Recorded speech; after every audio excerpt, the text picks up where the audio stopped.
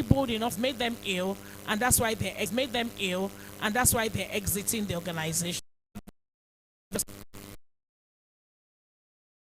Department or the area, the line manager where they work. How many of us actually take that seriously as HR practitioners and use that to give a feedback to our leaders and to management? Another area is our employee surveys, the feedback. People are telling you because it's confidential, and again, never get them to tell you the truth. They'll tell you what you want to hear. So are you asking about information? Do you then have a town hall as a follow-up or a focus group to actually do a deep dive into those issues that are raised? Those are some of the trackings that you can do on employee well-being.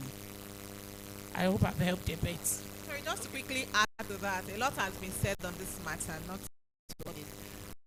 I also think all the policies on policy to ensure that your policies are a lot more people-centric. Now, as HR professionals, we are used to designing policies in our own spaces based on what the business wants, blah, blah, blah, and then we send out the policy and we enforce it without actually involving the people-centric, social-centric, so that business outcome you're trying to achieve, you can actually link it from a data perspective. I just thought to add that. Thank you. Thank you very much. I think okay, Mr. President.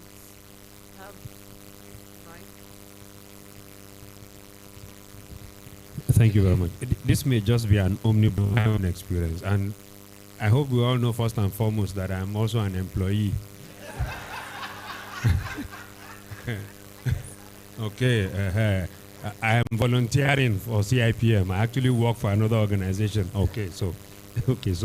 So in my organization, 2 years ago, we had employee 46%, and something was very clear, even from those who responded. And I'm talking about survey in Nigeria and all the 10 African countries where we work.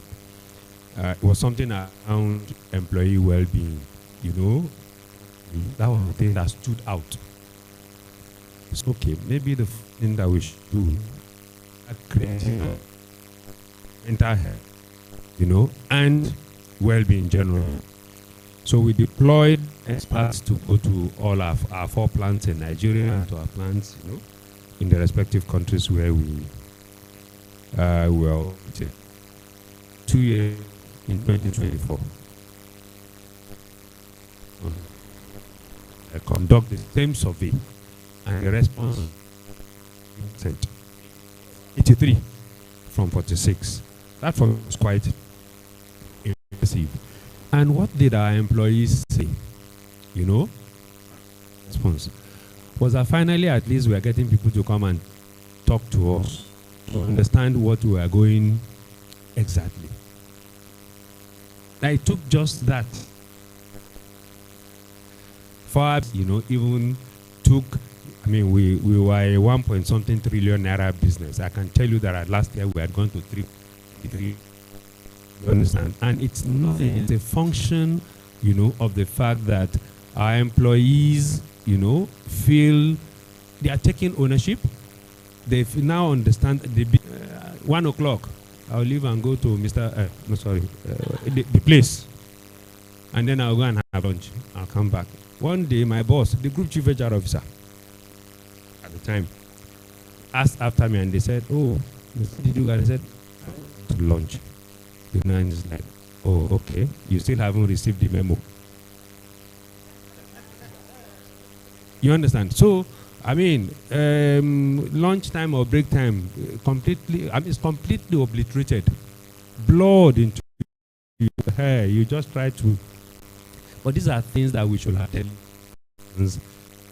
The truth is that some employees, too, if you allow them, do not want to go on leave for various reasons. Yes.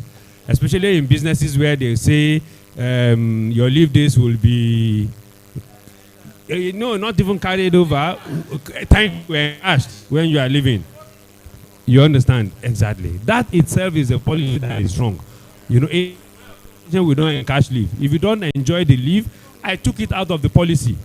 I took it out of our staff handbook. If you don't enjoy the leave, you don't go on leave.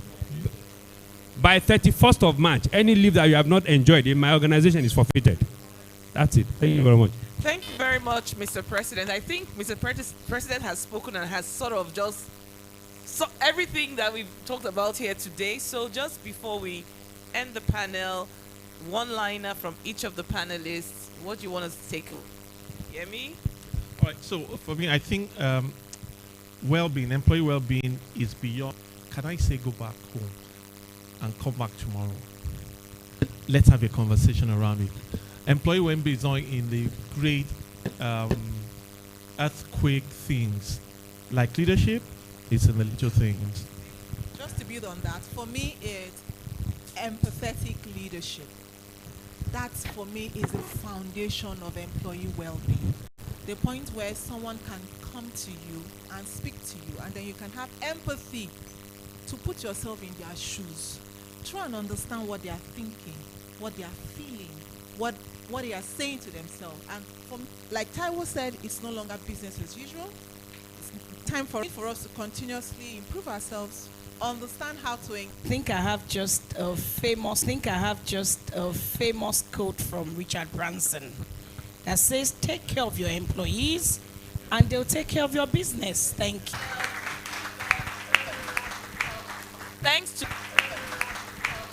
Thanks to the audience online and in. Kiriza, thank you. So, I'm going to give you a confession. I've been working a couple of years. People have air around them, an air of arrogance. You enter HR office, everybody's looking at you. What is he doing here? What's he doing here? Confidentiality. Now, that when you call HR can tell you, I'm going to see the MD.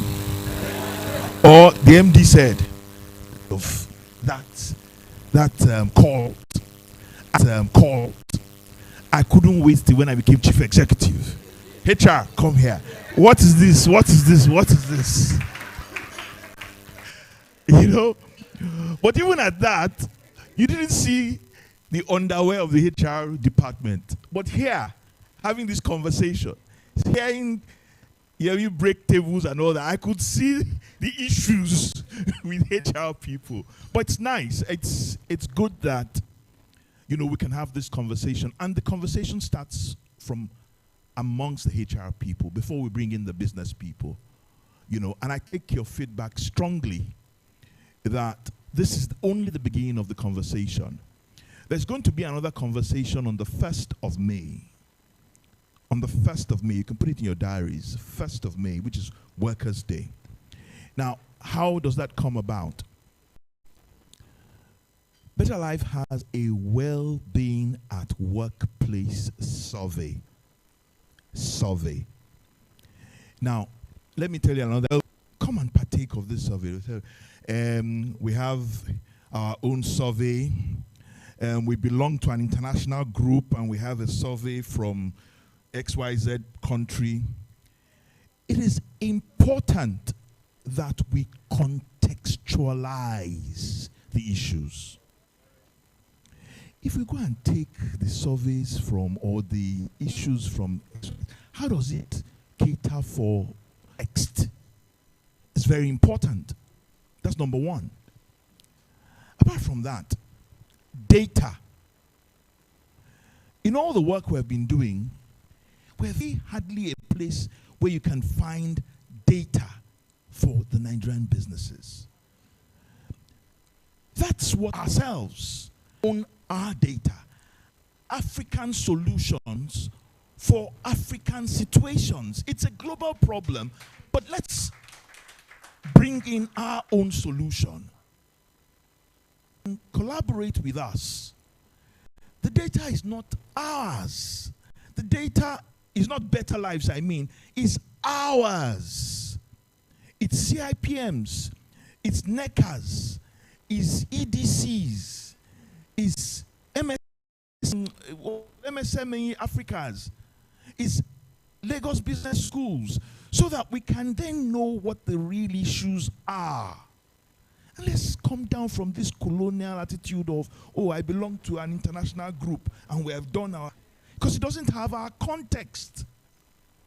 Let's partner with anybody. We're giving you feedback of what your people are saying. Somebody said people don't even trust the internal process. To your people, get back feedback and share with you, this is what your people are saying.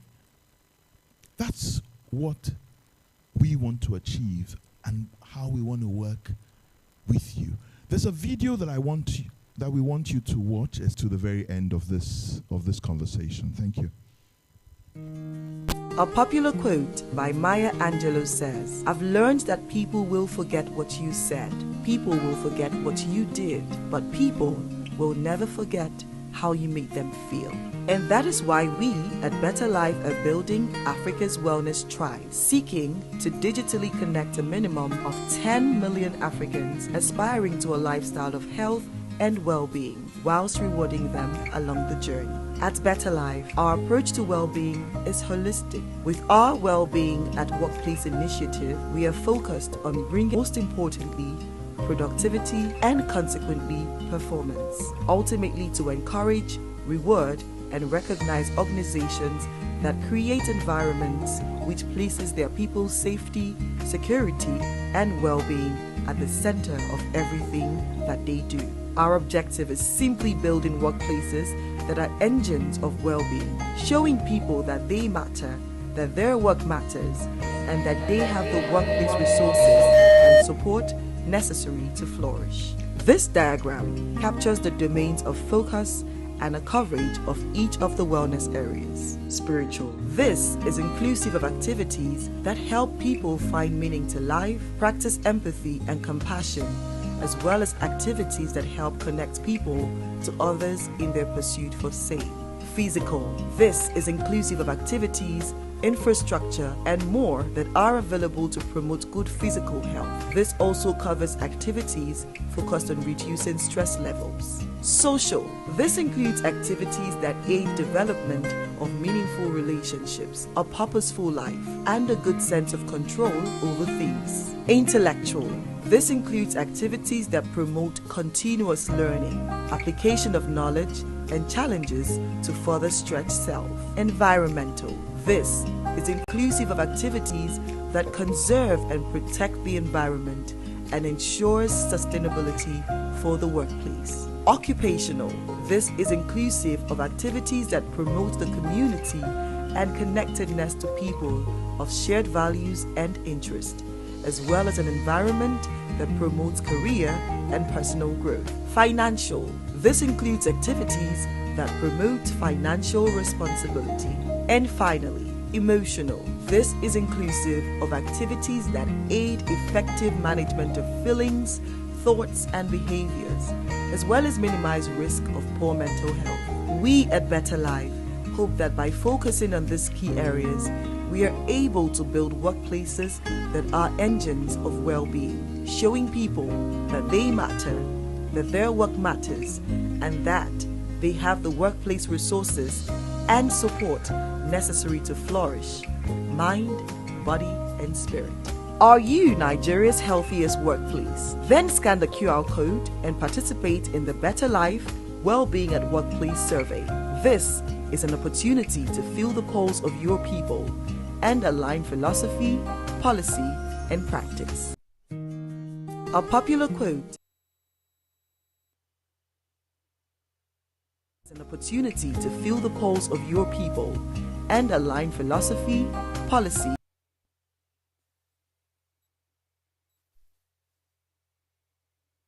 to institutionalize their own, engagement, and so it will not be ideal. This QR code will not be ideal for that, because we want to also ensure that for those who want a report back and who want, an institutionalized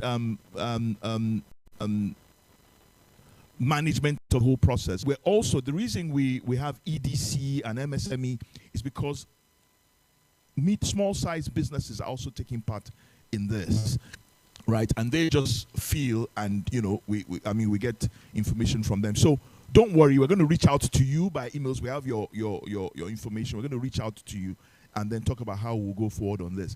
And most importantly, this others, I know, this is free.